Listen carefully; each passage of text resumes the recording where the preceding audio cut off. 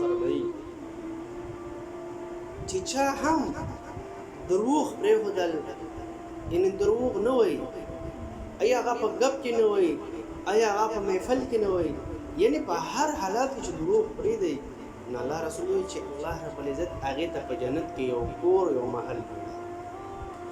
اوس ما او تا ته پکار دی چې جنت کور جوړول واو او نه، که ما او تا د جنت کور جوړوي نو ډېر په اسانه جوړېږي، ډېر په اسانه طریقې جوړېږي. ډېر څه ته ضرورت نشته، صرف دروغ مه ووایه، هغه په مزاق کې هم مه ووایه، هغه په محفلو کې چاته د خندا د وجې مه ووایه، چاته د یو څه زیره ورکړي د هغې وجې دروغ مه ووایه. نو الله رسول وایي چې الله رب العزت هغې ته په جنت کې یو اعلی مقام یعنې اعلی بنګله ولګوي. نو څومره اسان کار ده.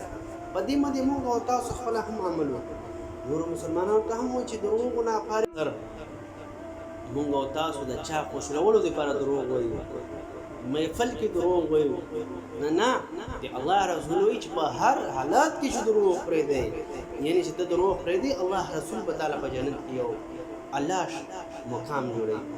الله رسول وایي چې الله فرمایي چې څوک دروغ پرېږدي نو الله پاک له جنت کې یو محل جوړوي. راځئ چې دا محل ځان ته خپله جوړ کړو.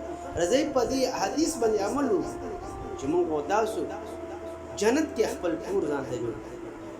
نو الله رب العزت موږ او تاسو ته عمل کولو توفیق نصیب کړي. یقینا چې اورېدل هر خبره اورېدل اسانه ده، چې عمل کې راولي نو هغې نه بد انسان ته مشکلات راځي. یعنې موږ او تاسو په دې کې څه خرچ هم نه راځي، څه مشکلات هم نشته، بس صرف دا کولی چې موږ او تاسو په هرې خبرې کې رښتیا ونډې رښتیا وایو.